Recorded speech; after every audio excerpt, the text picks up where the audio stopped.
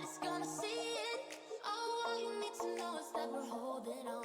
Even if we fall, we will rise up and we follow the path that we believe in. No, we're not gonna stop until we reach it. Oh, all you need to know is that we're holding on. We rise up from the dust and claim our throne.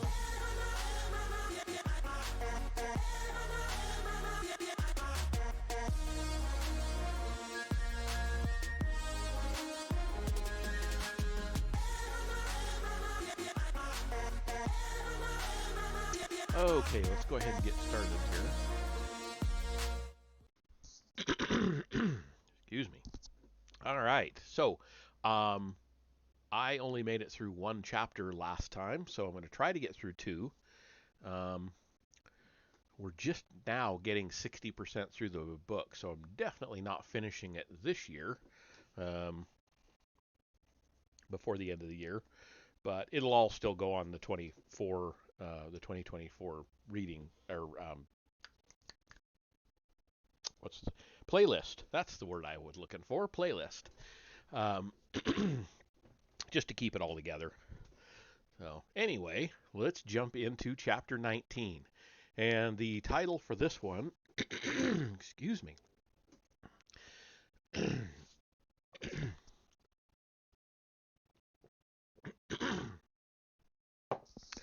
suddenly got a frog in my throat. I don't know why.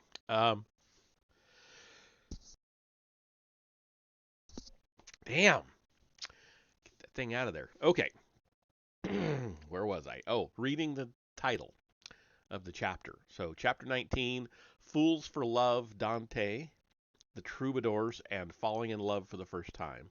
Raphael, Leonardo, and the Magi of Renaissance Italy. Joan of Arc, Rabelais, and The Way of the Fool. So those are all the subjects he will cover. All right.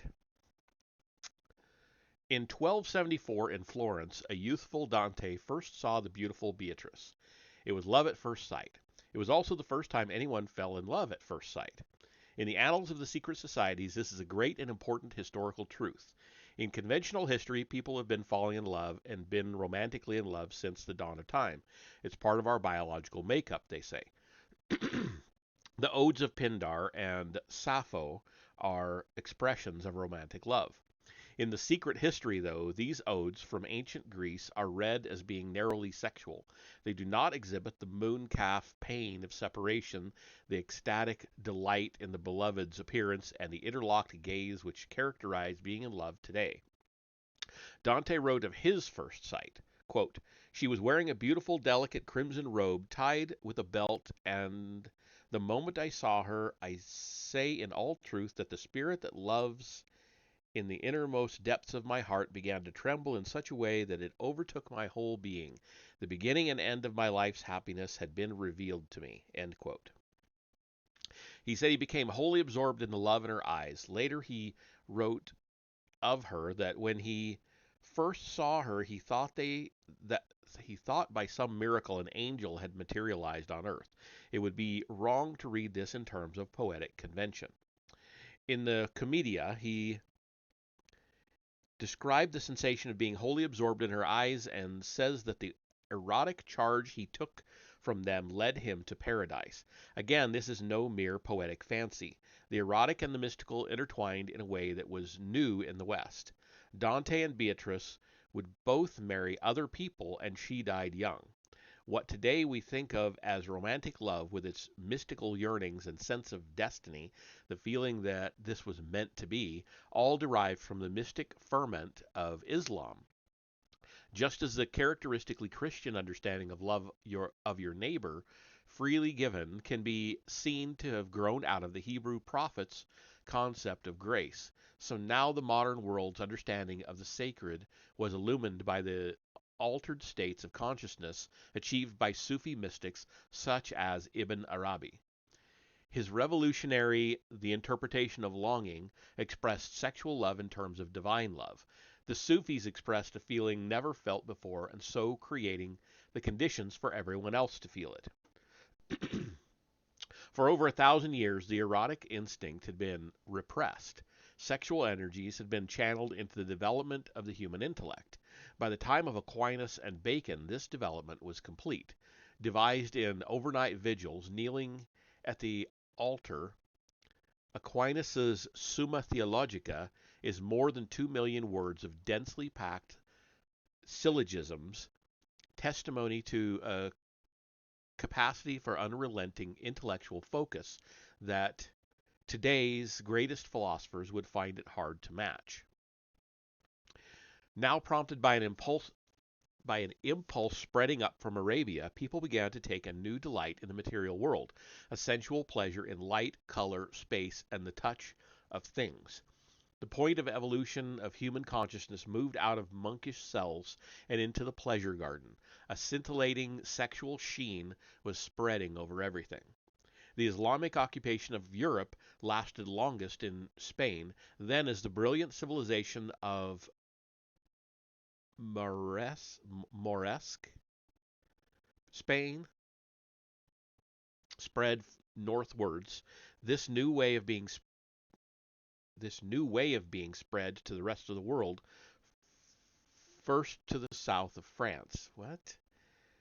Then, as the brilliant civilization of Moresque Spain spread northwards, this new way of being spread to the rest of the world, first. Oh, this new way of being, the term new way of being, spread to the rest of the world, first to the south of France. I didn't get that sentence there for a minute.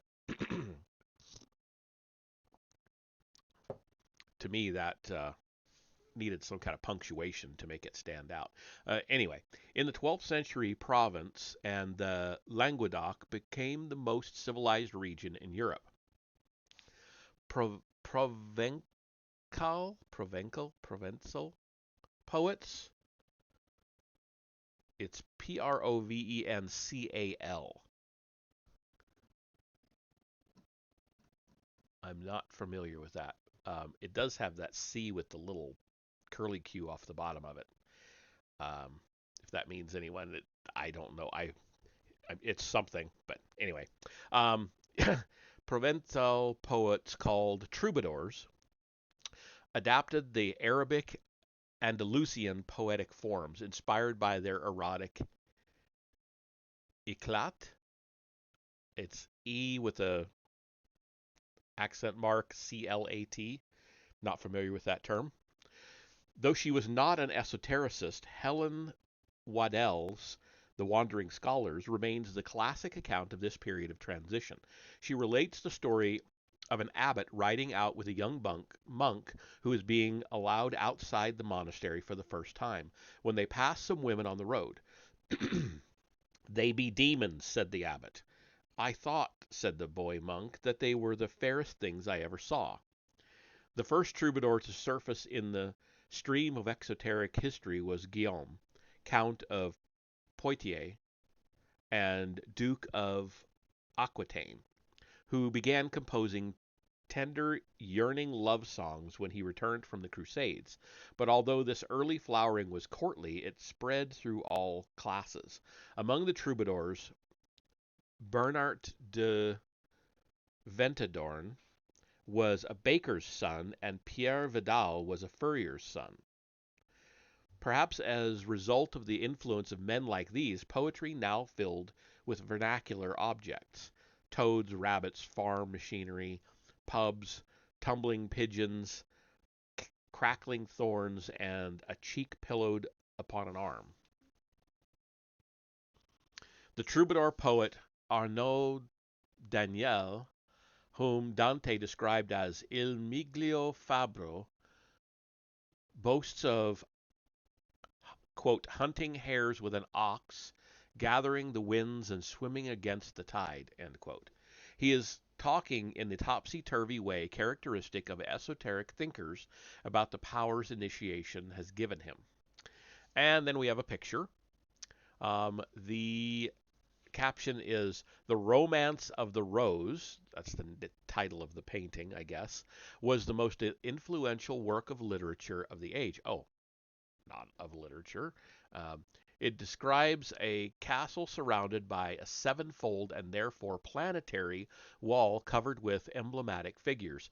Only those who can explain their meaning are admitted to the beautiful Garden of Roses. Okay, so I'm not sure what that has to do with this particular picture, unless this is people standing in line to get in or something. I don't know. It's odd. Let me bring it up here. I do see musicians back here, a harp, a flute of some kind, or horn, and what almost looks like um, oh, now I'm forgetting the name of it. The Chinese instrument that's just the two strings. Ardu, Ardu. Um, it has two in the name. Um, it's kind of what that looks like to me. Um, I see some people with wings. There's one there. Don't know. That's another one of those that you would have to take some time and really study to figure out much about. But we're not going to do that today. As well as crossing class barriers, the troubadours reversed the traditional subjection of women to men. In troubadour poetry, men enslaved themselves to women. Marriage had worked as an agent of social control, but now the troubadours encouraged a new form of love that was not arranged by but spontaneous and could flow between individuals of different social status. Love became subversive like the secret societies themselves. Being in love in this new way made people feel more fully alive. It was a new and intense form of consciousness. In the poetry of the troubadours, love this new way of being can be. Yeah, wait a minute, let me start that over. In the poetry of the troubadours' love, this new way of being can be reached if you successfully negotiate your way through a number of trials, passing through hell and high water, finding a passage through the labyrinth, combat and the slaying of wild beasts. You must solve riddles and choose the right casket. Already pale and tortured by doubt, the lover is trembling when he is finally allowed into the presence of the beloved. In consummation, he achieves an altered state of consciousness, one that confers supernatural powers. All true lovers know that when they gaze deeply into each other's eyes, they really are touching each other. In other words, not only was the experience of falling in love introduced into the stream of human consciousness by initiates, but the experience of being in love was given the deep structure of the process of initiation. Troubadour literature is full of the symbolism of initiation, too. The most popular symbol of the troubadours, the rose, was probably derived from Sufism, where it was a symbol, among other things, of the entrance to the spirit worlds and an obvious allusion to the chakras. In the famous story of the nightingale and the rose, the bird represents the human spirit's longing for the divine. There is also an undeniable sexual level of meaning here, connected with the sensual, fleshly qualities of the rose. The ubiquity of the rose in troubadour love poetry should alert us to the presence here of esoteric, perhaps, as Ezra Pound believed, alchemical techniques of sexual ecstasy. Guillaume of Poitiers wrote, quote, "I want to retain my lady in order to refresh my heart so well that I cannot age. He will live 100 years who succeeds in possessing the joy of his love." End quote. At root, the impulse behind the birth of the Renaissance was a sexual one. Let us be clear about the outrageous thing we are saying here, that the whole of human consciousness was transformed and moved to another level of evolution just because a few people performed the sexual act in a new way. They made love for the first time. When we reach the altered state of consciousness, that is orgasm. Can we think, or is orgasm inimical to thought? We can and should ask the same question of a mystical ecstasy. Secret societies and heretical groups such as the Cathars, Templars, and Troubadours were teaching techniques of mystical ecstasy. Would the hard-won faculty of human thought be strong enough to survive these ecstasies? In the Commedia, Dante took the erotic spiritual impulse of the troubadours to another level. He expanded his love for Beatrice to embrace the whole cosmos. At the beginning of the Commedia, Dante describes how in Middle Age what? Dante describes how in middle age Dante found himself lost in a gloomy wood when he was met by Virgil, one of the great initiates of the ancient world. Virgil takes Dante through a portal with the words, "Abandon all hope, ye who enter here," written over it. Virgil then leads him into an underworld like the one described in the Aeneid. I don't know if I'm pronouncing that right. Aeneid. And containing characters we have already met in our history. They cross the river Acheron and enter the realm of shades. They encounter the judge of the dead, Minos, and Cerberus, the three-headed dog. They enter the minareted city of Dis, encounter the three Furies and the Minotaur. They walk the banks of Lake of Blood, in which the violent are immersed, including Attila the Hun. They traverse the wood of the Harpies and the burning plain of sand. They meet a famous Scottish wizard, Michael Scott, Nimrod, and finally, in the deepest rung of hell, Dante sees what he first takes to be a windmill. It is really Lucifer's wings. It would have been perfectly well understood by Dante's contemporaries that the first part of his poem, described a real journey underground. In other words, that Dante had undergone an underground initiation. He would perhaps have been led through a series of ordeals and ceremonies like the ones we saw the knight Owen undergo in Donegal. Virgil may well have been the mask for Dante's initiator in real life, a scholar called Brunetto Latini. Journeying as an ambassador to Spain, Latini had there met savants from both the Hebrew and Arab traditions. His great work, The Book of Treasure, included occult teachings on the planetary qualities of precious stones. The uninitiated often fail to appreciate the initiatic quality of Dante's description of the cosmos, that the rungs of hell that spiral downward in the other direction are characterized by planetary qualities. Dante's work is written to read on several different levels: the astrological, the cosmological, the moral, even some say the alchemical. And then we have another picture, and the caption for that is, in the ancient world, the underworld was conceived of as being seven-layered or seven-walled, as the labyrinth of Minos was depicted on Cretan coins. The same idea is to be found in Origen's account of the Ophites, with their invocations to the seven demons who guard the seven gates of the underworld.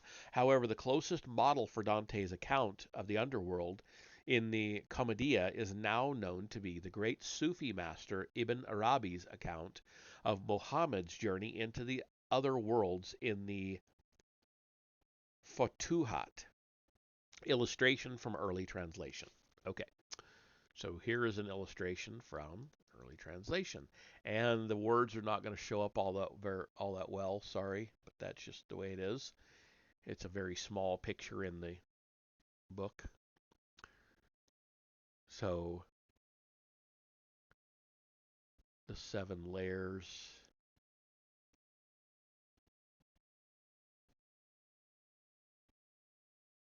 Is that Hippocrates Ateos? Something like that? I can't quite make that out. Um, anyway, moving on.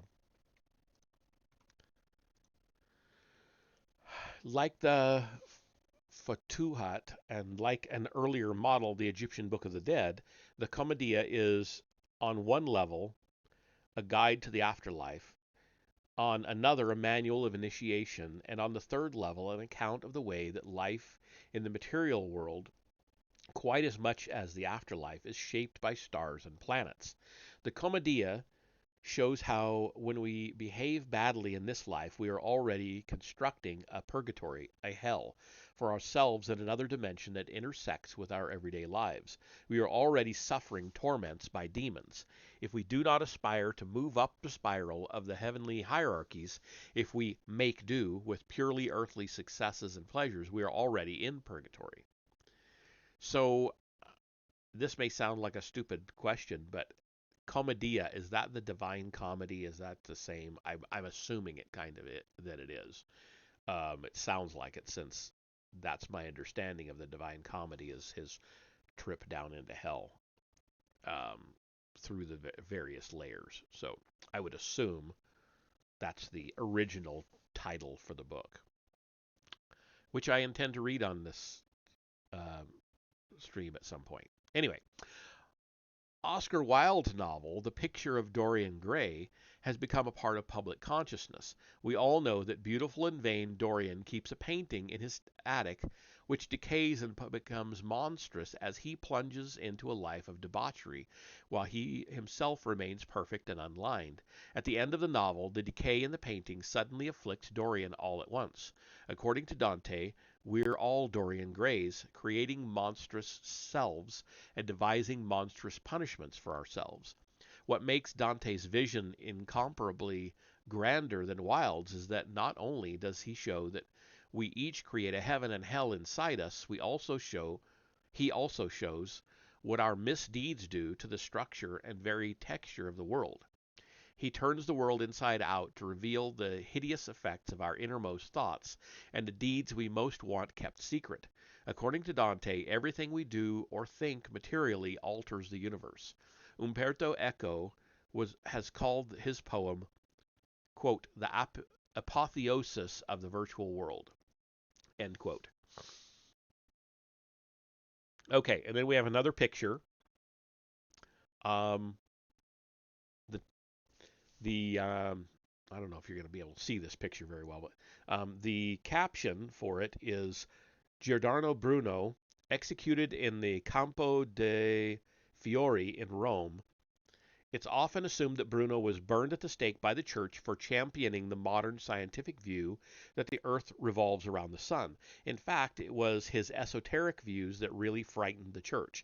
His experiences of the spirit worlds led him to claim that there are an infinity of interlocking universes and dimensions. He invoked the authority of the Pythagorean poet Virgil to back up his belief that the human spirit could travel between these universes, but would eventually desire to return to the body in accordance with the laws of reincarnation. And I intend to read some Giordano Bruno on here eventually too. But here is the picture of him being burned at the stake.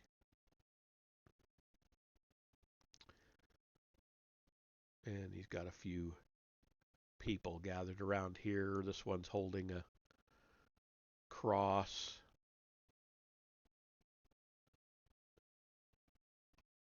He was an interesting figure from what I've read so far, and I do want to read some of his works on this stream as well. So things to look forward to. In 1439, a mysterious stranger called Gemistos Plethon slipped into the court of Cosimo de' Medici, ruler of Florence. Plethon was carrying with him the lost Greek texts of Plato. As fate would have it, he was also carrying various Neoplatonic texts, some Orphic hymns, and most intriguingly, some esoteric material which purported to date back to the Egypt of the pyramids. Plethon came from Byzantium, where an esoteric Neoplatonic tradition still thrived, dating back to early church fathers such as Clement and Origen, a tradition that Rome had repressed. Plethon was able to fire Cosimo with the idea of a lineage of universal but secret lore that went back beyond these early Christians to Plato, Orpheus, Hermes, and the Chaldean oracles. He whispered in Cosimo's ear of a perennial philosophy of reincarnation and personal encounters with the gods of the hierarchies, which might be achieved by ceremony and the ritual singing of the hymns of Orpheus. It is this appeal to vivid personal experience that inspired the Renaissance. Cosimo de' Medici employed the scholar Marsilio Ficino to translate Plethen's documents, starting with Plato, but when Cosimo learned about the Egyptian material, he told Ficino to put Plato aside and translate the Egyptian stuff instead. The spirit that Plethen introduced into Italy by his translations of the Hermetica spread quickly among the cultural elite. An appetite for new experience, together with a fresh and vital relationship with the spirit worlds, is captured on the page by the Italian magus Giordano Bruno. He writes of a love that brings, quote, excessive sweat, shrieks which deafen the stars, laments which reverberate in the caves of hell, tortures which afflict the living spirit with stupor, sighs which make the gods swoon with compassion, and all this for those eyes, for that whiteness, those lips, that hair, that reserve, that little smile, that wryness, that eclipsed sun, that disgust, that injury and distortion of nature, a shadow, a phantasm, dream, a Circean enchantment put to the service of generation. End quote. That was quite the sentence. Wow. This is a new note in literature. The literature of the Renaissance is lit up by the stars and planets. The great writers of Renaissance Italy invoked their energy by the active and intelligent use of the imagination. Like Helen Waddell, Frances Yates was not an esotericist, or if she was, left no hint in her writings, but thanks to her meticulous research and brilliant analysis, and that of the scholars of the Warburg Institute who have followed in her footsteps, we have a detailed understanding of the esoteric discoveries of the Renaissance and of the ways they inspired art and literature. The translations of the Hermetic text by Marsilio Ficino talked of the fashioning of images in esoteric terms. Quote, our spirit, if it has been intent upon the work and upon the stars through imagination and emotion, is joined together with the very spirit of the world and with the rays of the stars through which the world's spirit acts. End quote. What Ficino is saying is that if you imagine as fully and vividly as you can the spirits of the planets and the stellar gods, then as a result of this active imagination, the power of the spirit may flow through you. Okay, and then I think we have another, yeah, okay. Another picture, and the entire caption is Raphael, Madonna, and Child.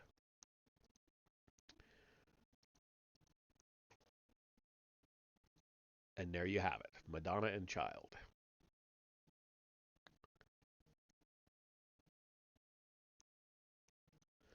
Okay.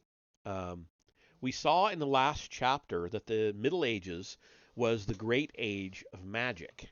Then esoteric thinkers and occultists began to construct images in their minds which gods and spirits could inhabit and make come alive, as once the makers of the temples and the mystery centers of the ancient world had manufactured objects such as statues for disembodied beings to use as bodies. In Italy, in the Renaissance, artists with esoteric beliefs began to recreate the magical images in their minds with paint and stone. In the Middle Ages, the dissemination of grimoires had been a wholly underground subcultural activity. Now, the more widely published Hermetic literature of the Renaissance gave instructions on how to construct talismans designed to draw down influences from the spirit worlds which were taken up by the artists of the day. Hermetic literature explained how occult influences could be more effective if they were constructed of metals appropriate to the spirit being invoked. Gold for the god of the sun, for example, silver for the god of the moon. Particular colors, shapes, hieroglyphs, and other sigils were revealed afresh as sympathetic to particular disembodied beings. An art critic has talked of Sandro Botticelli's quote, predilection for minor tones, end quote, and for lighter colors, which suggests an ethereal quality, as if he is depicting beings from another realm not yet fully materialized. We can see Ficino's influence on Botticelli's painting, popularly known as the Primavera, which illustrates the process of the creation of matter in terms of the successive emanations of the planetary spheres from the cosmic mind. The Primavera herself was shown has shown a remarkable propensity to live and breathe in the minds of those who have seen the painting ever since. The Neoplatonic artists of the Renaissance believed they were rediscovering ancient secrets. Following Plato, they believed that all learning is a process of remembering. Our minds are protrusions of the great central cosmic mind into the material world. Everything that has been experienced or thought in history is held in the memory banks of the cosmic mind, or perhaps more accurately, lives in a sort of eternal now. The Akashic Records, I think, is another name for that. If Plato is right, this book is already inside you. Okay. Wow. Okay. It is with the Italian high It is with the Italian High Renaissance that we come to the idea of the towering genius. Not just Botticelli, but Leonardo da Vinci, Raphael, Michelangelo. The genius the genius is someone set totally apart from the rest of us by the magnificence and clarity of his or her visions, and it is perhaps appropriate that this flowering took place in Italy because it was a continuation of the tradition of the ecstatic visions of Joachim and St. Francis. I don't know if I'm pronouncing that right. It's Joachim. That's my best guess at it. Like the saints, the great artists were sometimes mouthpieces for great spiritual beings. According to esoteric tradition, the painter Raphael was directly inspired by the archangel Raphael. The hand that painted the masterpieces was divinely guided. But there is a stranger and more mysterious tradition that the individuality who incarnated as Raphael had previously incarnated as John the Baptist. According to Steiner, this explains why there are no major paintings by Raphael of events that took place after the death of John the Baptist. His great masterpieces depicting the Madonna and Child with a strange and uniquely compelling quality were in effect painted from memory.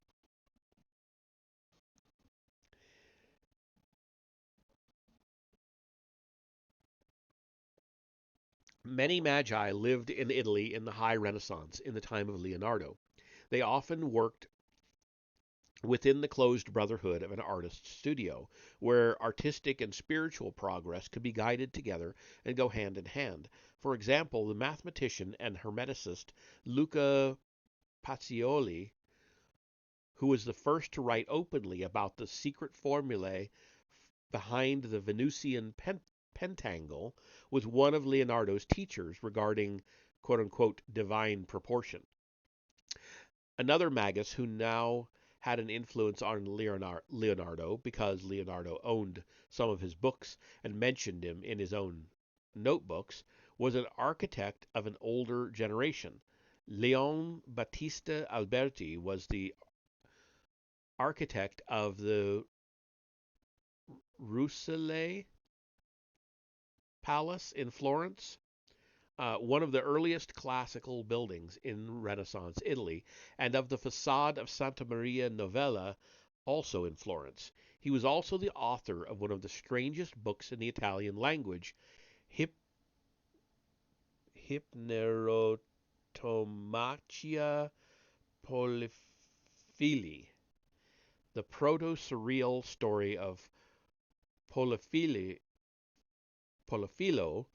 The title may roughly be translated as the lover of many things in his struggle for love in a dream.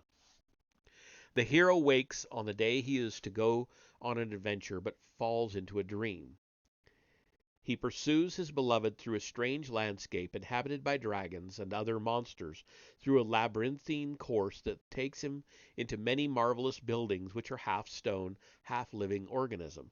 The inside of a temple, for example, appears as its viscera.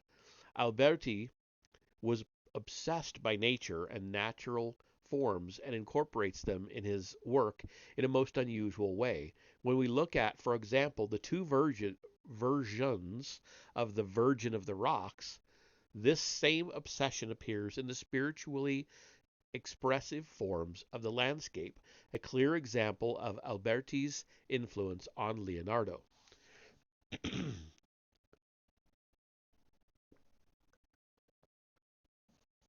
Okay, I'm going to show you this picture. I'm going to read the caption, show you the picture, and then go get a refill because I'm gonna need it tonight. Um, so the caption is illustration from the. I know I'm already butchered this once. Hip, Hypnerotomachia. Here we may catch an echo of the translation from vegetable to animal life as taught in the secret history. Okay, and I will just put up this and let you study the picture while I go refill my water. I will be right back.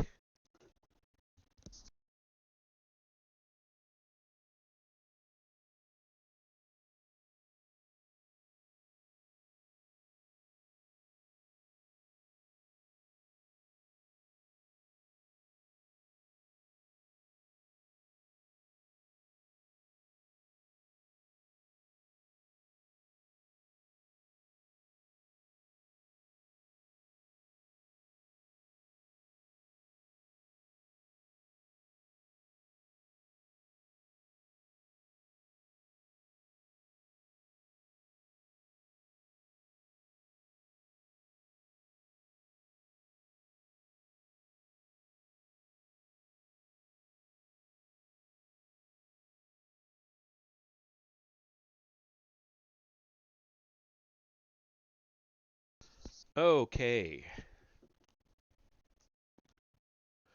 get back to the reading. And Vesper says, "What a name!" Yeah, there are some strange names in here. Of course, if I spoke Italian and a few other things, it would probably help. I wouldn't butcher them so horribly. Um, Italian, Latin, French, German. If I just, would get off my ass and learn 7 or 8 languages, it would probably help me get through these books a lot easier.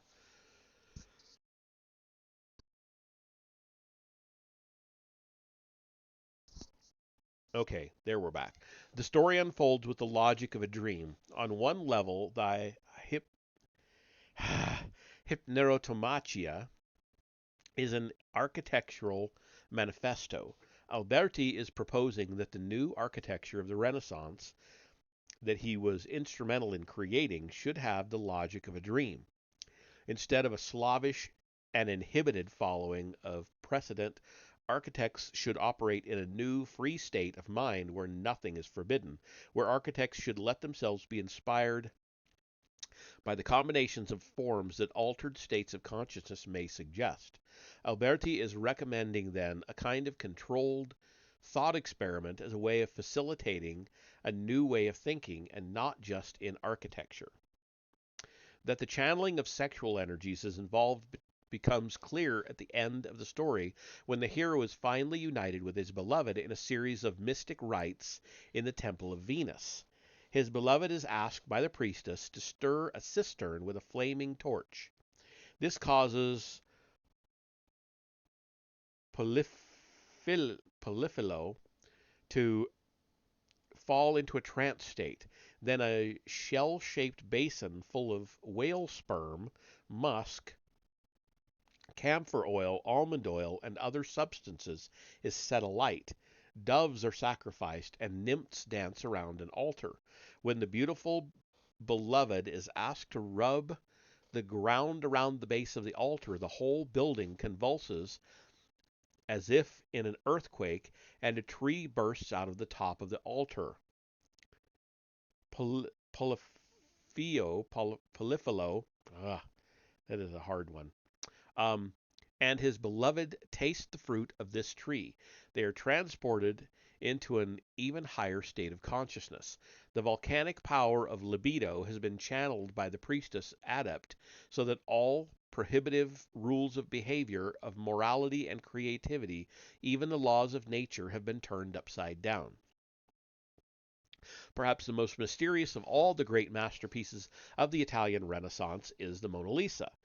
Who can explain its power? The great 19th century art critic and esotericist Walter Pater wrote of it, quote, "Hers is the head upon which all the ends of the world are come, and the eyelids are a little weary. It is beauty wrought out from within upon the flesh, the deposit, little cell by cell, of strange thoughts and fantastic reveries and exquisite passions. She is older than the rocks among whom she sits. She has been dead many times and learned the secrets of the grave, and has been a diver in deep seas, and keeps their fallen day about her." End quote. Pater is perhaps hinting at what he knows. The Mona Lisa is indeed older than the gods. We saw earlier how the moon separated from the earth in order to reflect sunlight down to the earth and make human reflection possible. We saw too how in 13,000 BC Isis withdrew from the earth to the moon to become mistress of this process of reflection. Now, at the beginning of the 15th century, after the cosmos has spent eons working to create the conditions to make possible reflection in the sense that we understand it today, it happened at last. Leonardo's masterpiece is an icon in human history because it captured the moment this step in the evolution in consciousness took place. In the face of the Mona Lisa, we see for the first time the deep joy of someone exploring her inner life. She's free to detach herself from the world of the senses pressing in on her and roam within. She has what J.R.R. Tolkien in another context called, quote, "an unencumbered, mobile, detached inner eye," end quote. And then, of course, we have a picture of the Mona Lisa. And the caption says, "The Mona Lisa is perhaps the most reproduced image in the history of paintings." Here, in a 19th century engraving, in his treatise on painting, Leonardo recommends working oneself into a state of receptivity to imaginative imagery in which cracks and stains on old walls can evoke or invoke gods and monsters. And of course, we all have seen it a million times in our lives, but there she is, the Mona Lisa.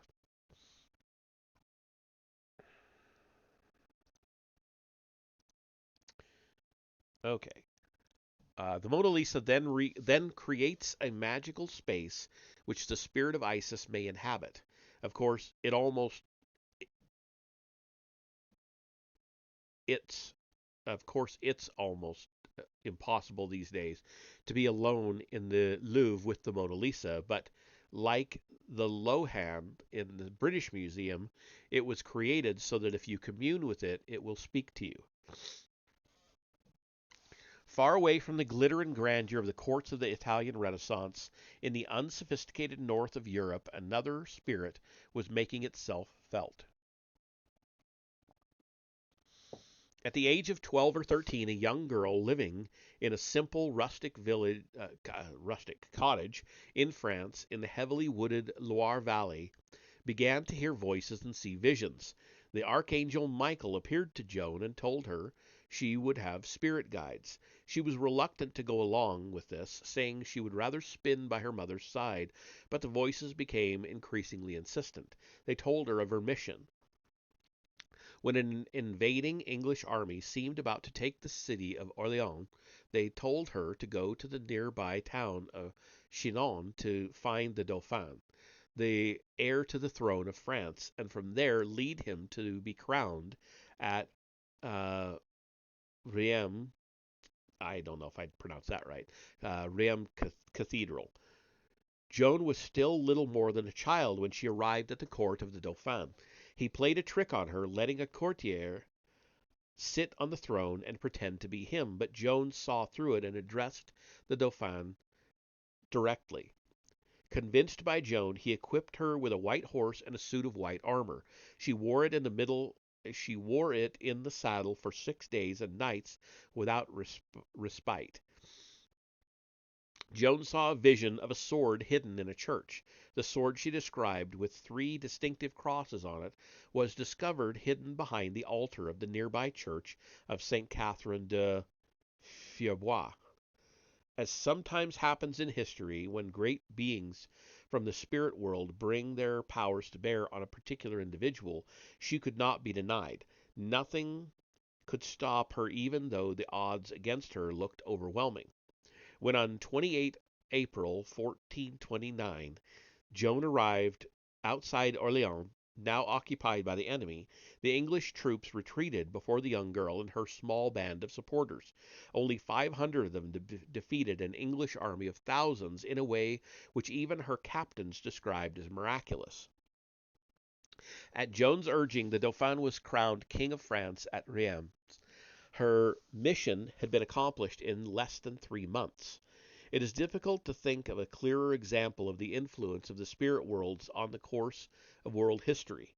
George Bernard Shaw, who was deeply interested in esoteric philosophy, would write that, quote, behind events there are evolutionary forces which transcend our ordinary needs and which use individuals for purposes far transcending that of keeping those individuals alive and prosperous and respectable and safe and happy. End quote. Betrayed by her own people, Joan was sold to the English. She was questioned closely on her voices. She said they were sometimes accompanied by visions and bright lights, that they advised her, warned her, and even gave her detailed instructions, often several times a day. Joan was also able to ask their advice and would receive detailed answers to her questions. Such easy familiarity, such deep and detailed communications with the spirit worlds outside the aegis of the Church was characterized as witchcraft, and on 30 May 1430 Joan was burned at the stake in the marketplace in Rouen, in northern France. An English soldier turned to another and said, "We have burned a saint." It was as if the great spiritual powers that had made her inviolable, I've always had trouble with this word, pronouncing this word, inviolable, had now deserted her, and all of a sudden the forces of opposition rushed on her together in order to overwhelm her. The English thought of her as the enemy, but according to the perspectives of the secret history, it would be England that most benefited from the divinely inspired actions of Joan of Arc. France and England had been locked in conflict for hundreds of years, and though at the time of Joan England had the upper hand militarily, it was dominated culturally in its language and literature by the French. Without Joan's severing of France and England, the particularly English contribution to world history, the psychological realism of Shakespeare, and the detached and tolerant philosophy of Francis Bacon would not have been possible.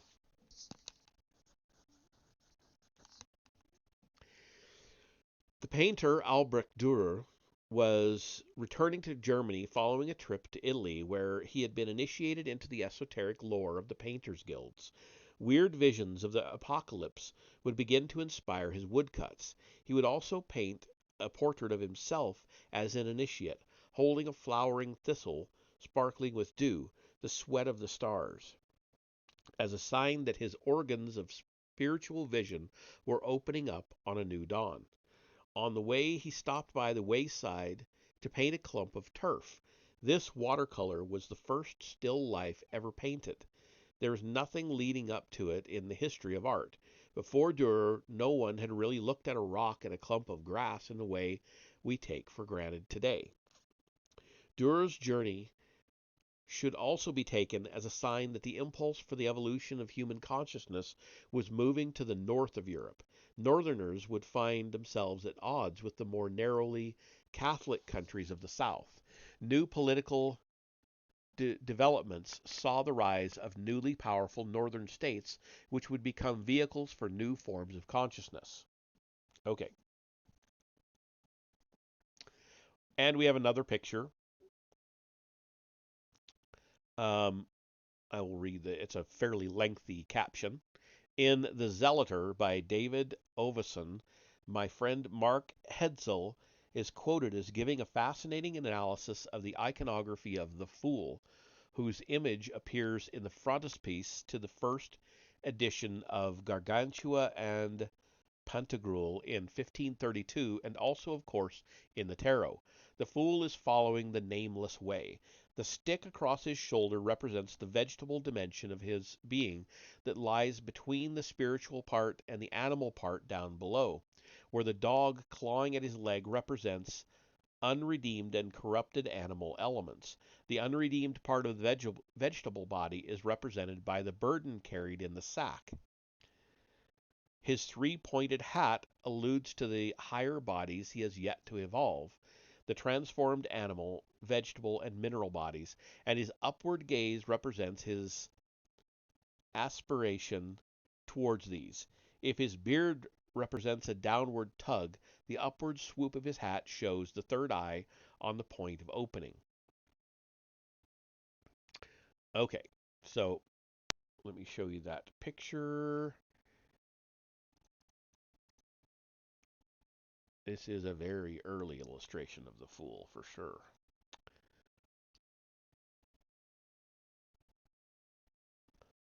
And there he's about to walk into something with what looks like a monster of some kind. It looks like an alligator to me, but something of that nature. A lot of them, a little bit more modern ones, he's about to walk off a cliff. But anyway, back to it. Francois Rabelais, born towards the end of the 15th century, walked the narrow streets of Chinon some 50 or 60 years after Joan's footfalls had died away. His life and work is animated by the spirit of the troubadours, while Dante the Southerner had written with a yearning for the spiritual heights. All Rabelais' delight seems at first glance, at least, to be in the material world.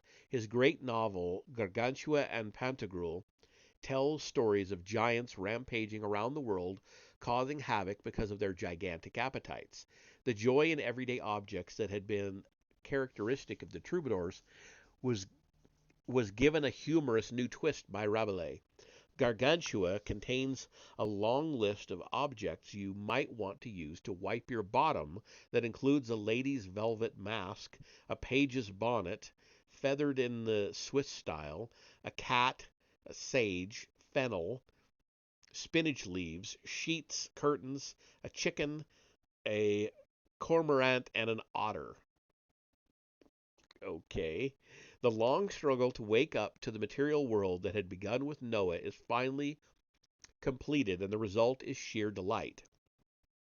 Love of light and laughter, food and drink, wrestling and love making drives the densely packed, punchy prose. In the pages of Rabelais, the world is not the terrible place the church has made it out to be. The church's world denying philosophy is shown to be unhealthy. Quote, laugh and face it out boldly, whatever it may be, end quote, says Rabelais. Laughter, jolliness, and good humor were a cure for both mind and body. Both could be transformed. Rabelais loves the world, and in his writing, love of objects and love of words go hand in hand. A profusion of things and of the coining of new words come tumbling off the page, but there is a sly initiatic undercurrent for those who wish to look for it. Rabelais is a mystic, but not in the otherworldly style of the Middle Ages. Troubadours had written of the madness of being in love, and some of them had written of themselves as fools and madmen. By this they meant that they had found new ways into the spirit worlds, and that when they returned they saw life upside down and inside out.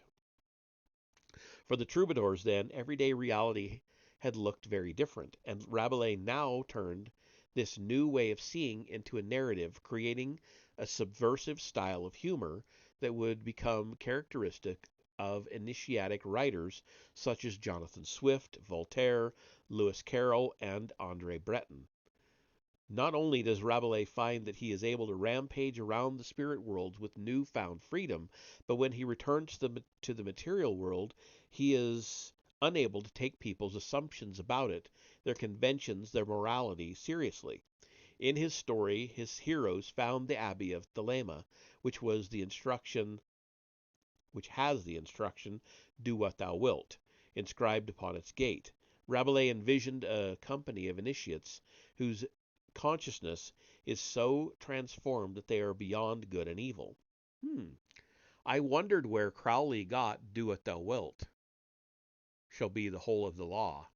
I wonder if he has got it from Rabelais.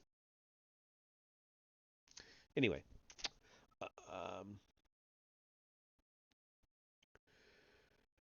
at the end of Gargantua and Pantagruel, after many voyages of exploration over many seas, during which they have seen many wonders, battled with cat people, armies of sausages, and windmill eating giants, our heroes finally reach a mysterious island.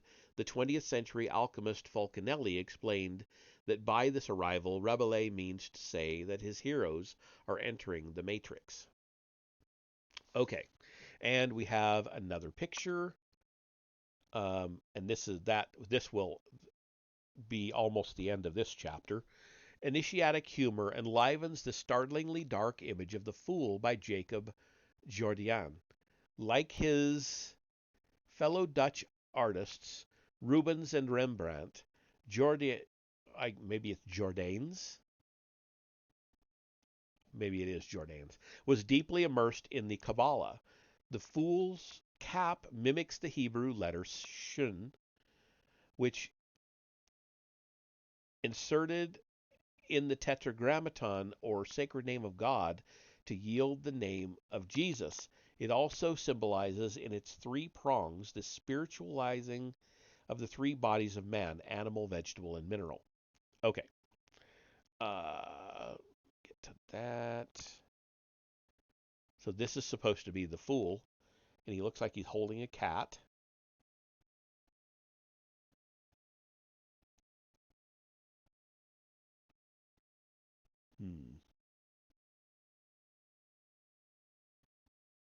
Interesting. I've never seen this picture. I've seen most of the other ones. But anyway, finish out this chapter. They are led to an initiation chamber in an underground temple. Stories of going underground should always alert us to the fact that occult physiology is being referred to. The journey underground is a journey inside the body. In the center and deepest part of the temple stands a sacred fountain of life. Fulcanelli pointed out that Rabelais allowed his esoteric alchemical interests to come to the surface in this description of the fountain with its 7 columns dedicated to the 7 planets. Each planetary god carries the appropriate precious stones, metals, and alchemical symbols. A figure of Saturn hangs over one column with a scythe and a crane at his feet. Most tellingly, Mercury is described as fixed, firm, and malleable, which is to say, semi-solidified in the process of alchemical transmutation. What flows from this fountain and what our pilgrims, which is how we should think of them, we now realize, drink is wine.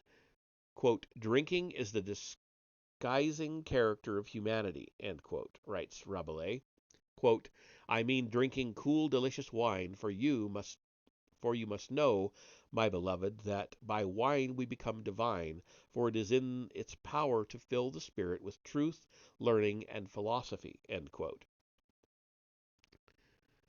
In some Oriental occult physiology, wine is used as a symbol of the secretions within the brain that stream into consciousness in ecstatic states.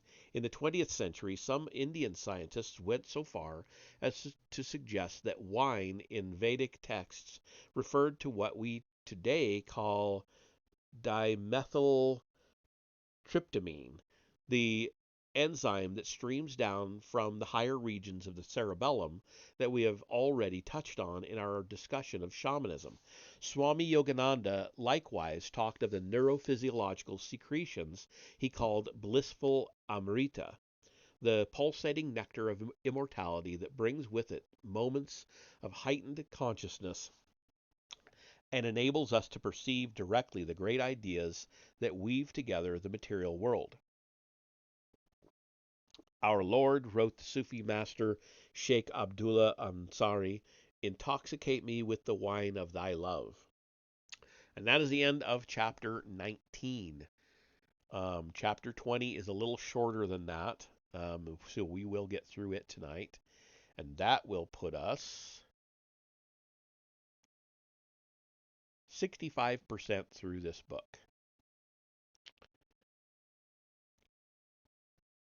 at the end of that chapter. So we're getting there. Um, I'm going to go ahead and keep on going, and when I run out of water, I'll just pause quickly and go refill. Because the farther along we go, the more water I need to keep my voice from going out. All right. Chapter 20. The green one behind the world's Columbus. Don Quixote, William Shakespeare, Francis Bacon, and the green one. All right. Here we go. When in 1492 Christopher Columbus reached the mouth of the Orinoco, he believed that he had found the Gihon, one of the four rivers that flow out of Eden. He wrote home, quote, "There are great indications suggesting the proximity of the earthly paradise, for not only does it correspond in mathematical position with the opinions of the holy and learned theologians, but all other sages concur to make it probable." End quote.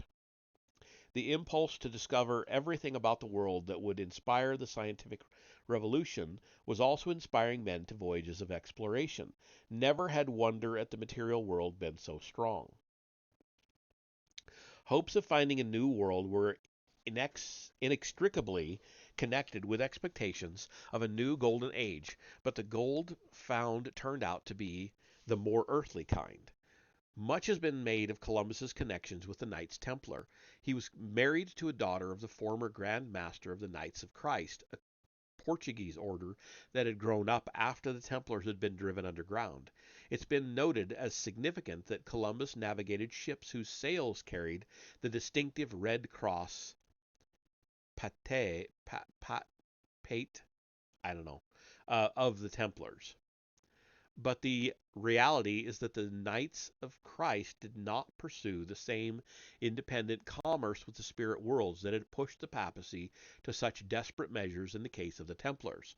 As with other later crypto Templar orders, such as the Knights of Malta, Rome was here adopting the powerfully glamorous mystique of the original Knights Templar and using it for its own purposes. Columbus wrote to Queen Isabella expressing hope that he would find a barrel of gold that would finance the conquest of Jerusalem, just as she and her husband Ferdinand had recently managed the conquest of Granada, bringing Spain back to the church. Columbus did not know that gold would be needed to fund a war against an enemy nearer home and fast growing in strength, an enemy with much greater claims to be called the spiritual heir of the Knights Templar. The battle lines for control of the world were being drawn, not only geopolitically, but in the spirit worlds too. It would be a battle for the whole spirit of humanity. Cervantes and Shakespeare were pretty nearly exact contemporaries. Don Quixote, the elderly knight who tilts at windmills, believing them to be giants, and who sees a squat, garlic-chewing peasant girl as a beautiful, aristocratic maiden out of tales of chivalry called Dulcinea, might at first seem like a character in a rather knockabout comedy, but as the story progresses, its tone changes and the reader senses some strange magic at work.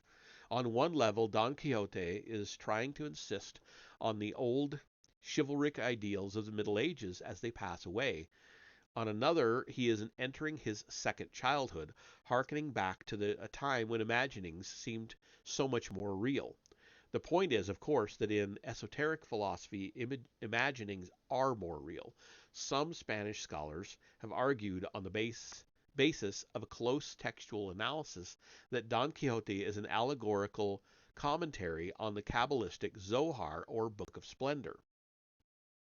At one point in the story, Don Quixote and his down to earth servant Sancho Panza are tricked by Merlin into believing that the beautiful Dulcinea has been bewitched so that she looks like a squat peasant girl.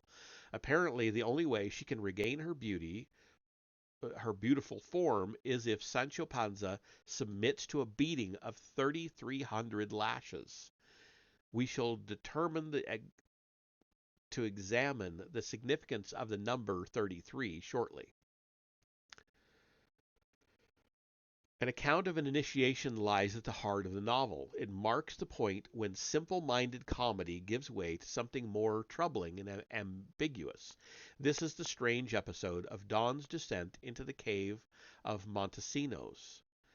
Sancho Panza tied a rope 100 fathoms long to his master's doublet, then lowered him through the mouth of the cave. Don Quixote, hacking his way through brambles, briars, and fig trees, dislodging crows and rooks. At the bottom of the cave, the Don could not stop himself falling into a deep, deep sleep. He woke to find himself in a beautiful meadow, but unlike in a dream, he could think reasonably. He approached a vast palace of crystal, where he was met by a strange old man in a green satin hood, who introduced himself as Montesinos. This man, evidently the genius of the transparent palace, told him he had long been expected. He took the Don to a downstairs chamber and showed him a knight lying on a marble sepulchre. This knight had been bewitched by Merlin, Montesinos told him. Furthermore, he said Merlin had prophesied that he, Don Quixote, would break the spell and he would revive knight errantry. Don Quixote returned to the surface and asked Sancho Panza how long he had been gone. Told not more than an hour, Don Quixote said this could not be, that he had spent 3 days underground. He said he saw what he saw, touched what he touched. "You're saying the most foolish things imaginable," said Sancho Panza. The whole novel is a play on enchantment, illusion, disillusion, and a deeper level of enchantment. It reads like a series of parables in which the meaning is never explicitly stated and never quite clear, but the deepest level of meaning has to do with the role of imagination in forming the world. Don Quixote is not just a buffoon. He is somebody who has the strongest desire to have his innermost questions answered. He is being shown that material reality is just one of many layers of illusion, and that it is our deepest imaginings that form them. The implication is that we can locate the secret source of our imaginings. We can control the flow of nature. By the end of the novel, the Don has subtly changed his surroundings. We saw earlier that when we are in love, we choose to see the good qualities in the one we love. We saw how our good-heartedness helps to bring out these qualities and make them stronger. The reverse is also true. Those we despise become despicable. I don't know. I think we're supposed to be in an ad, but I don't see it starting. Uh, A similar choice confronts us when we contemplate the cosmos as a whole. Cervantes was writing at a turning point in history when people no longer knew for sure that the world is a spiritual place with goodness and meaning at its heart. What Cervantes is saying is that if, like Don Quixote, we good-heartedly decide to believe in the essential goodness of the world, despite the brickbats of fortune, despite the slapstick tendency in things that seems to contradict such spiritual beliefs and make them look foolish and absurd, then that decision to believe will help transform the world, and in a supernatural way too. Don Quixote is reckless in his good-heartedness. He takes an extreme and painful path. He has been called the Spanish Christ, and the effect of his journey on world history has been quite as great. Oh, now we started the ad. Finally. Okay, so we will come back here in a minute.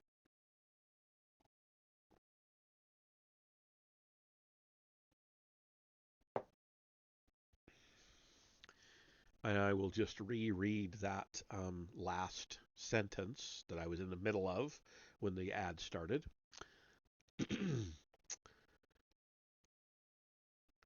And yeah, there's nothing more to say there. We've got like 2 more pages of text, and then we start getting into some pictures and stuff. Okay, we should be coming back right about now. All right, so let me reread that last sentence. Don Quixote is reckless in his good-heartedness. He takes an extreme and painful path. He has been called the Spanish Christ, and the effect of his journey on world history has been quite as great as if he had really lived. Cervantes died on 23 April 1616, the same date as Shakespeare.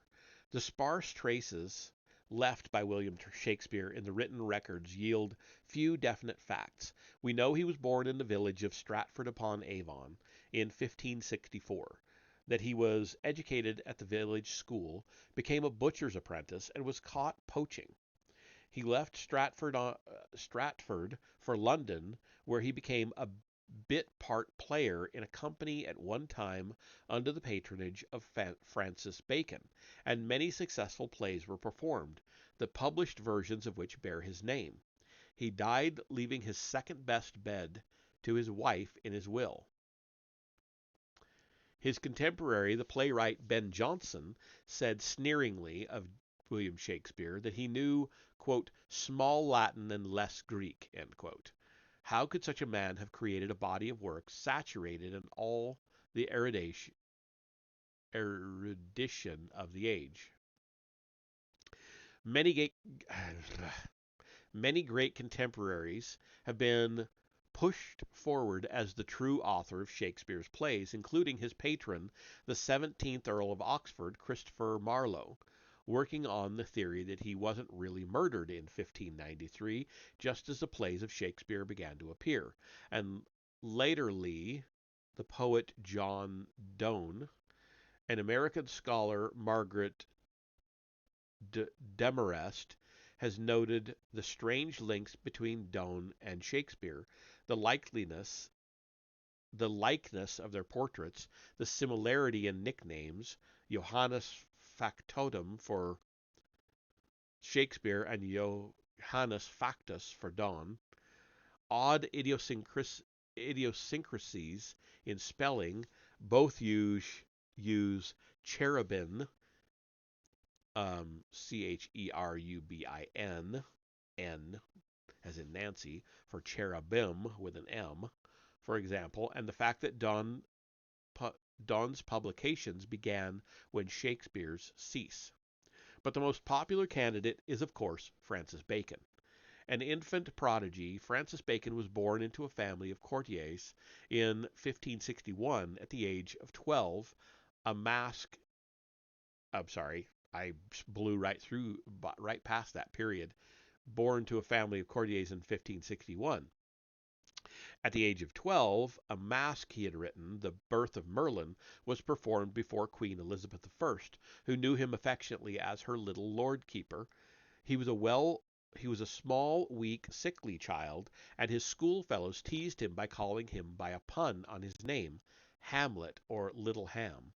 He was educated at Oxford, and when, despite the Queen's earlier fondness for him, he was blocked again and again in his political ambitions, he conceived an ambition to build himself an quote-unquote empire of learning. Conquering every branch of erudition known to man, his intellectual brilliance was such that he became known as quote unquote wonder of the ages. He wrote books that dominated the intellectual life of his day, including The Advancement of Learning, the Novum Organon, in which he proposed a radical new approach to scientific thinking, and The New Atlantis, a vision of a new world order. Part inspired by Plato's visions of Atlantis, this would prove very influential on esoteric groups in the modern world.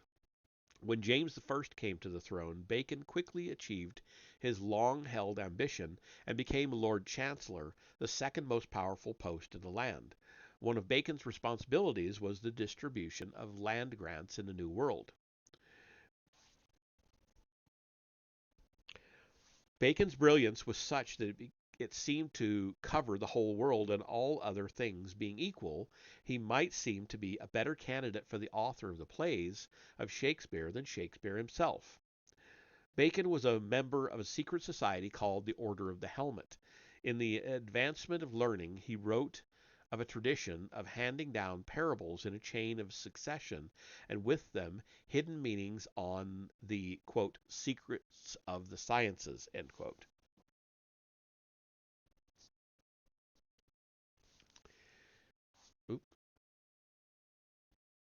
He admitted he was fascinated by secret codes and numerical ciphers.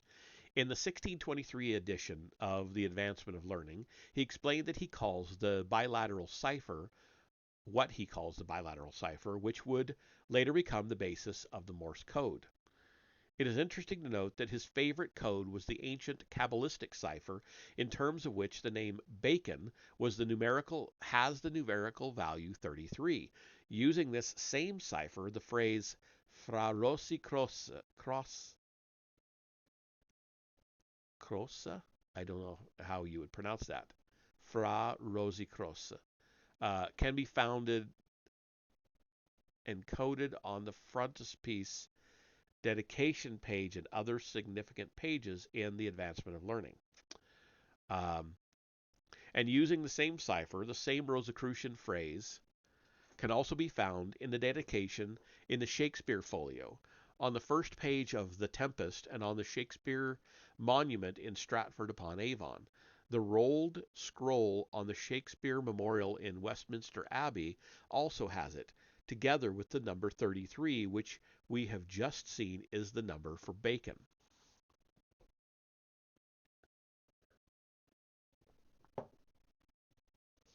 In order to understand the solution to this mystery given in the secret history, it is necessary first to take a look at the work. The plays of Shakespeare play with altered states, with the madness of love. Hamlet and Ophelia are descended from the troubadours. There are wise fools like Festa in Twelfth Night. In Lear's Fool, the Christ-like jester who tells the truth when no one else dares, the fool of the troubadours, achieves apotheosis. The characters of Gargantua, Don Quixote, and Sancho Panza inhabit the collective imagination. They help form our attitudes to life. But as Harold Bloom, professor of humanities at Yale University and author of the key book Shakespeare, The Invention of the Human, has shown, no single writer has populated our imagination with archetypes like Shakespeare. Falstaff, Hamlet, Ophelia, Lear, Prospero, Caliban, Bottom, Othello, Lago, Malvolio, Macbeth, and his lady, Romeo and Juliet. In fact, after Jesus Christ, no other individual has done so much to develop and expand the human sense of an interior life. If Jesus Christ planted the seed of interior life, Shakespeare helped it to grow, populated it, and gave us the sense we all have today that we each contain inside us an inner cosmos as expansive as the outer cosmos. Great writers are the architects of our consciousness. In Rabelais, Cervantes, and Shakespeare, above all the soliloquies of Hamlet, we also see the seeds of the sense we have today of personal turning points, vital decisions to be made. Before the great writers of the Renaissance, any inkling of such things could only have come from sermons. Okay, so then we have quite a long caption for a picture. I'll read that, show you the picture, and while you're looking at the picture, figuring out what it is, I'll go get some water. So, it says, right, the world of the history, 16, I'm sorry, what? How did I transpose all those words? Blah, forget that. write the history of the world. 1614. Sir Walter Raleigh, the famous adventurer, was a member of a secret society called the School of Night. So shadowy was this society that some recent critics have even doubted its existence. But Raleigh undoubtedly shared esoteric ideas with Christopher Marlowe and George Chapman, author of The Shadow of Night. One of the secrets they kept was atheism. Raleigh feared the prolonged torture, disemboweling, and slow death that had overtaken another friend, Thomas Kyde, for professing atheistic views, but none of them was an atheist in the modern sense of denying the reality of spirit worlds or denying that disembodied beings intervened in the material world in a supernatural way. In Faust, Marlowe wrote one of the most learned esoteric works of world literature dealing with the dangers of commerce with the spirit worlds. There was a brilliant analysis of this frontispiece of his literary masterpiece by David Fiddler in the much missed Gnosis magazine. On one level, says Fiddler, it was meant to illustrate Raleigh's view of history as the unfolding of divine providence. According to Cicero's definition, quote, history bears witness to the passing of the ages, sheds light upon reality, gives life to recollection and guidance to human existence, and brings tidings of ancient days, end quote. On another level, he points out this decision embodies the Kabbalistic tree of life with planetary correspondences at the nodes. The figure on the left is Bonfama, the Fama of the Rosicrucian manifestos.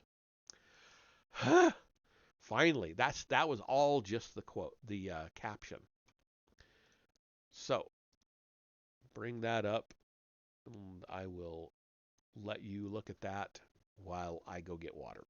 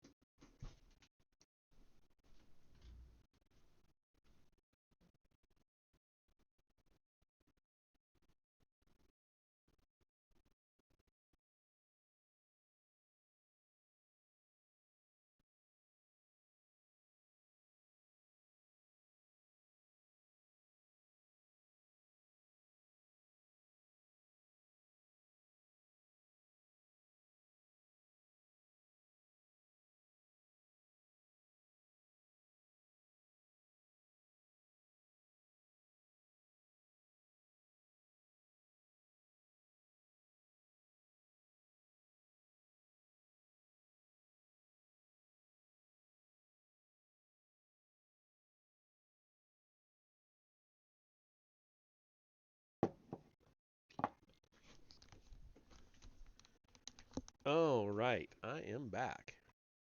And I went out there, and by lucky happenstance, there just happened to be this mysterious potion, medicine for my throat, just sitting there waiting for me. Miracles never cease. Okay.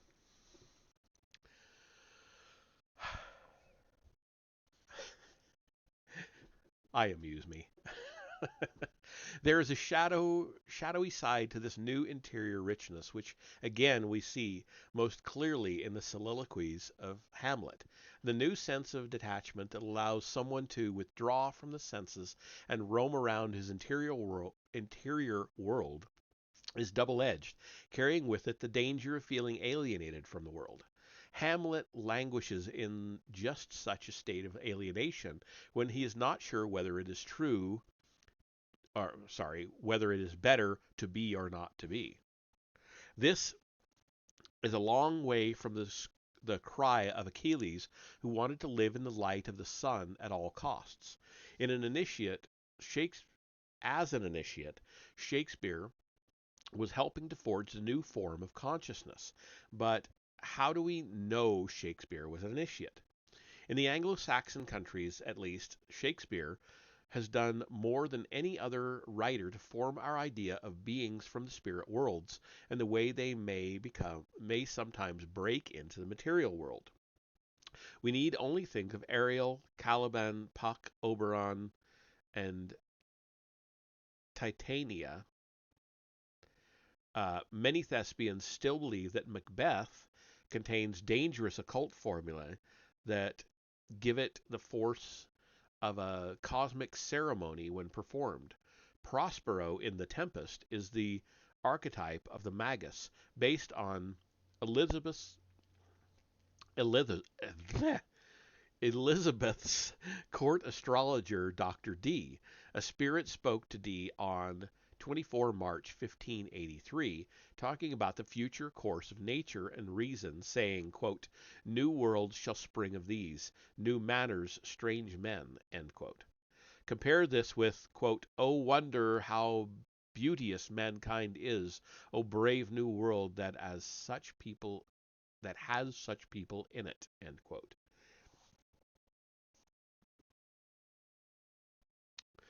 Okay, and then we immediately have another picture. Um, the caption for which is "Initiatic images of meditating on a skull often found in the 17th, 18th, and 19th centuries, from Hamlet through the brooding monks of Zurbaran to the posing of Byron. These are not mere reminders that one day we must die. The skull meditation alludes to arcane techniques of invoking the spirits of dead ancestors, techniques inherited and nurtured by secret societies such as the Rosicrucians and the Jesuits. Okay, so this picture,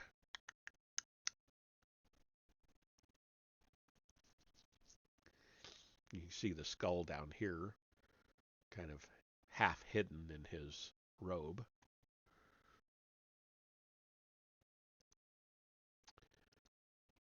When we enter the green wood of A Midsummer Night's Dream and the other comedies, we are re-entering the ancient wood we walked through in chapter 2. We are returning to an archaic form of consciousness in which all nature is animated by spirits. In all art and literature, twisted vegetation usually signals we are entering the realm of the esoteric, the etheric dimension.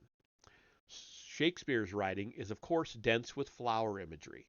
Critics have often commented on the use of the rose as an occult Rosicrucian symbol in The Faerie Queene, written by Edmund Spenser in 1589, but no writer in English has used the symbol of the rose more often or more occultly than Shakespeare.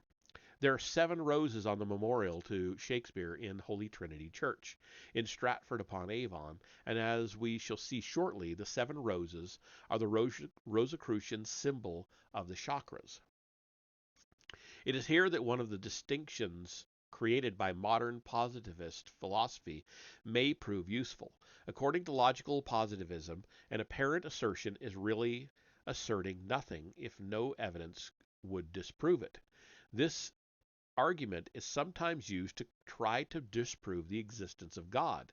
If no conceivable turn of events would ever count against the existence of God, it is argued then by asserting that God exists, we are not really asserting anything. Okay. Um, we have another picture. In some religious orders, the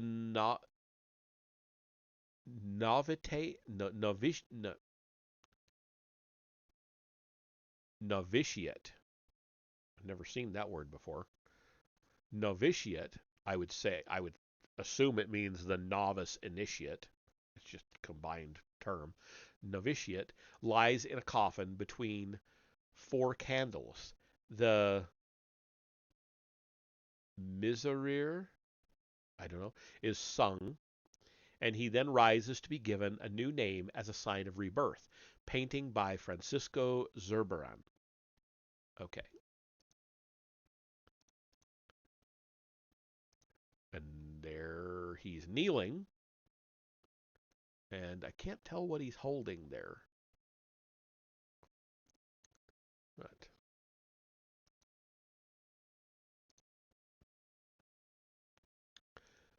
looked at in this way, the assertion, the quote, "the historical personage Shakespeare wrote the plays that bear his name," end quote, actually asserts very little. We know so little about the man that it has no bearing at all on our understanding of the plays. Shakespeare is an enigma. Like Jesus Christ, he revolutionized human consciousness, yet left almost invisible traces on the contemporary historical record. In order finally to get to grips with this mystery and to understand better the literary renaissance that overtook England at this time, we must examine the largely overlooked Sufi content in the plays of Shakespeare. Sufism, we saw, was the great source of the rose as a mystical symbol. The basic plot of The Taming of the Shrew comes from the 1001 Nights, the Arab title of 1001 Nights, Alf Layla wa Layla, is a coded phrase meaning mother of records. This is an allusion to the tradition that there lies hidden under the paws of the Sphinx, or in a parallel dimension, a secret library or hall of records, the Akashic Records, a storehouse of ancient wisdom from before the flood. The title 1001 Nights means to tell us, therefore, that the secrets of human evolution are encoded within. And then we have another picture, and the caption for that is Illustration to a Midsummer Night's Dream. The word fairy entered the English language in the 13th century from the Old English word to marvel and originally referred to a state of mind. Fairy, F-E-Y-R-I-E, or fairy, F-A-Y-R-I-E, meaning the state of being enchanted. J.R.R. Tolkien defined fairy, F-A-E-R-I-E, as beauty that is an enchantment.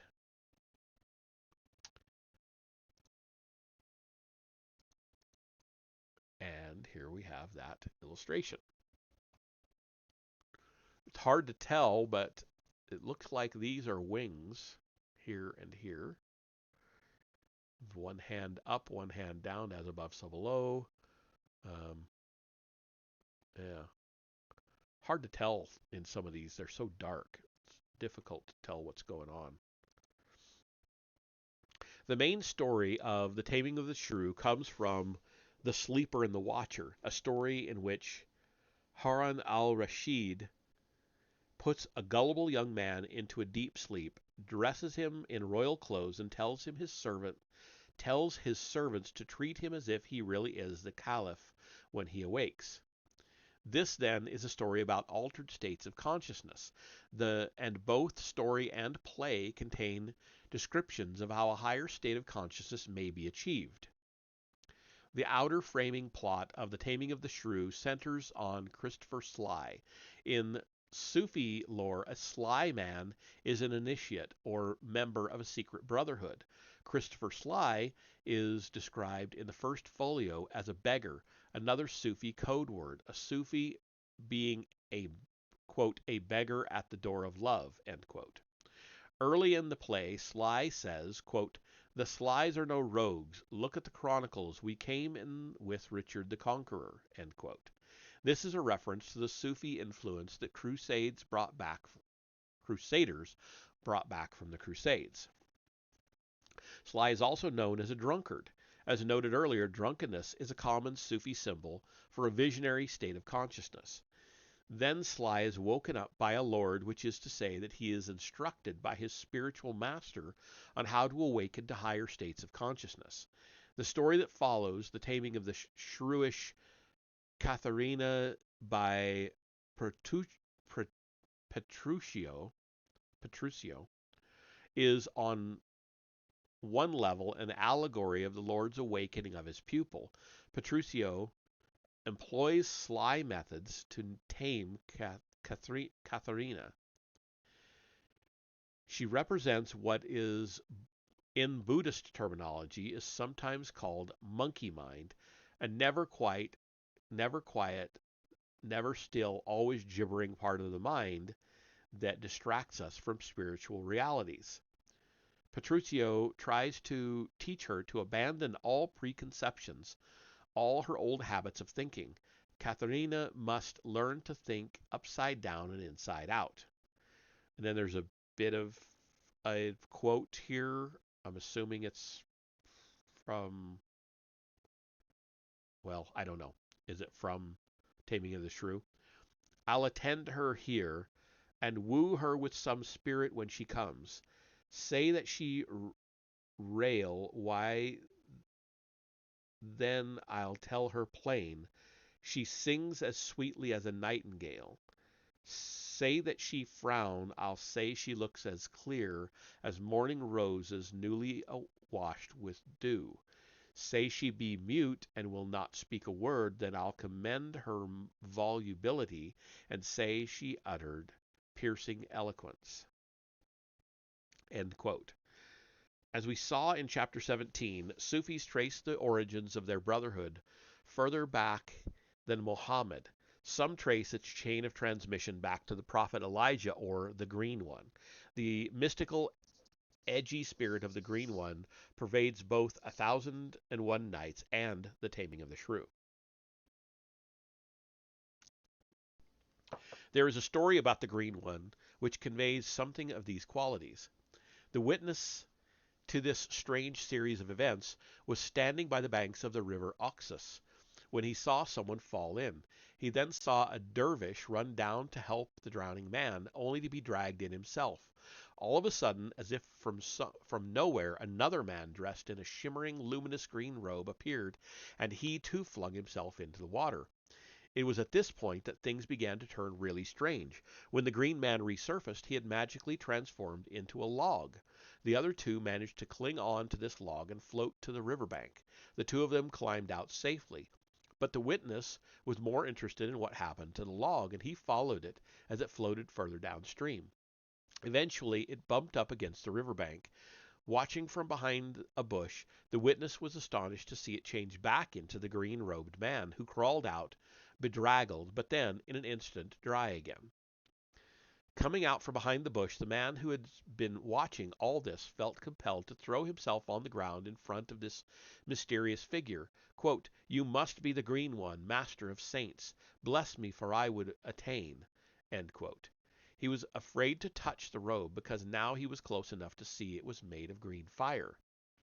Quote, "You have seen too much," end quote, replied the Green One.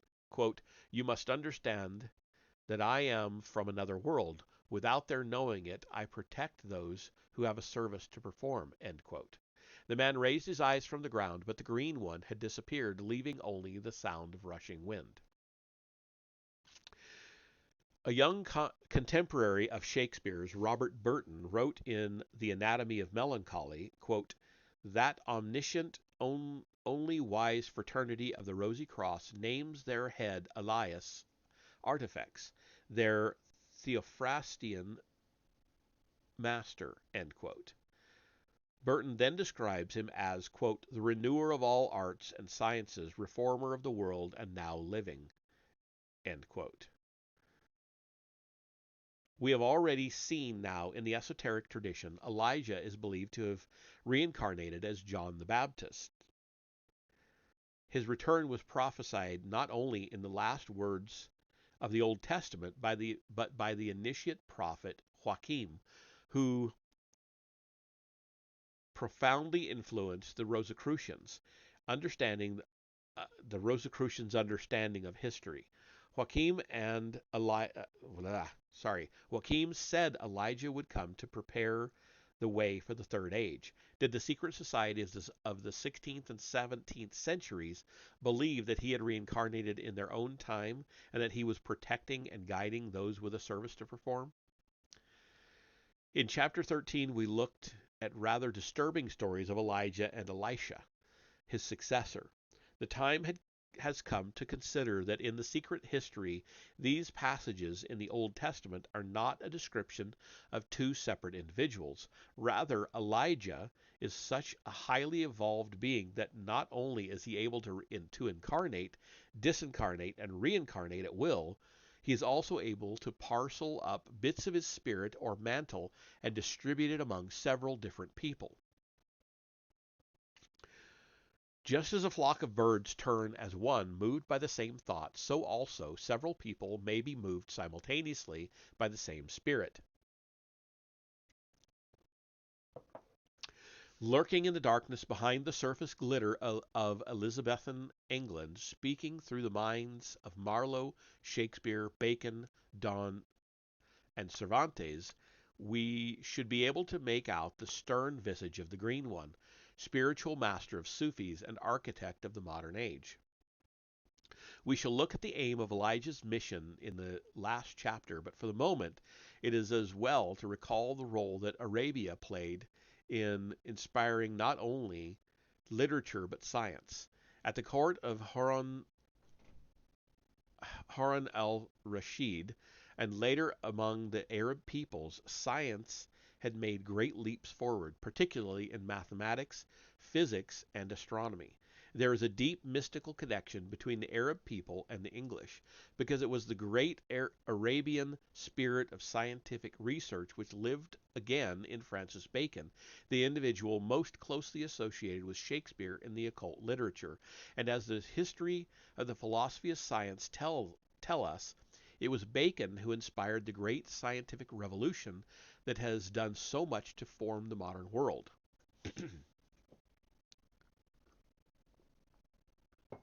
As the inner cosmos was opened up and illumined, so too the material cosmos was opened up and illumined. As Shakespeare revealed a world not of character types, which is what had gone before, but a jostling crowd of fully realized individuals, seething with passion and fired by ideas, so Bacon revealed a world bursting with quiddity, a scintillating world of infinitely various, sharply defined objects. These parallel worlds ballooned and became mirror images of one another. Inner and outer worlds that had previously been darkly and indistinctly intermingled were now clearly separated. The world of Shakespeare is the world of human values, where whatever happens, it is human happiness and the shape of human lives that are at stake. The world of Bacon is one where human values have been stripped out. Human experience is the tricky, paradoxical, mysterious, and ultimately unpredictable thing that Shakespeare dramatized. Bacon taught humankind to look at the physical objects that are the contents of experience and to note the predictable laws they obey. He devised new ways of thinking about the contents of experience. He advised the discarding of as many preconceptions as possible while gathering as much data as possible, trying not to impose patterns on it, but waiting patiently for deeper, richer patterns to emerge. This is why, in the history of the philosophy of science, he is known as the father of induction. In short, Bacon realized that if you can observe objects as objectively as possible, very different patterns emerge from the ones that give subjective experience its structure. This realization would change the face of the planet. And that is the end of chapter 20. That puts us 67, almost 68% through this book. So we obviously will not be finishing the book in calendar year 2024, but we will finish it up early on, probably I'm thinking mid-January. I'm just looking ahead to see how long these next chapters are. The next two are going to be a little bit shorter with a fair number of pictures, so they'll go fairly quickly. But I don't think my voice would hold out for 3 chapters of this book. So we're not even going to attempt that unless we get down to the end and we have 3 chapters left and we're done with the whole book. Then I'll push forward through the last chapter. But anyway, that's it for now. Our next chapter, 21, is going to be the Rosicrucian Age, the German Brotherhoods, Christian Rosenkreuz, Hieronymus Bosch, the Secret Mission of Dr. D. So that's going to be interesting. We'll get in, it sounds like we're going to get into Rosicrucianism, and we'll also get into probably, I just started to go blank on the term. Enochian magic or Enochian magic, however you prefer to to angel magic and angelic alphabet and stuff that John D. and Kelly, something or other Kelly, I can't remember his first name, um, came up with. Anyway, that will be that for tonight. Let's see who's around to.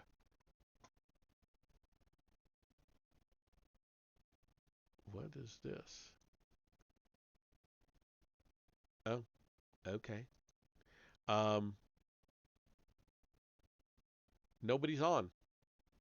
Once again, Ren Flames and Alyosha have their always on thing going. I'm not gonna give them. I'm not gonna go over there to not even be able to say hello. Um, and that's about the only people on right now that I follow. So we'll just call it there. And I will see you all. Obviously not tomorrow because it's Christmas. I will see you on Thursday. And Merry Christmas, joyous Krampusnacht, and all of that. Whatever holiday you happen to celebrate or not. Have a good night.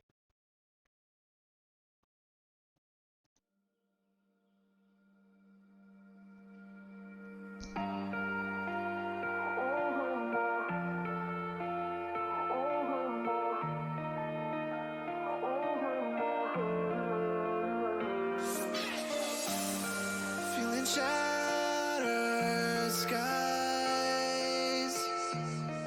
watching teary blue eyes, wonder where I might find some peace of mind. Not lights like I've had, but more sophisticated into love relations. Now disassembling my own heart, 'cause my mind's a million places and giving up. So it's in my head. Just tell me it's not happening. Tell me it's not happening. Surrender myself. I feel the world collapsing, but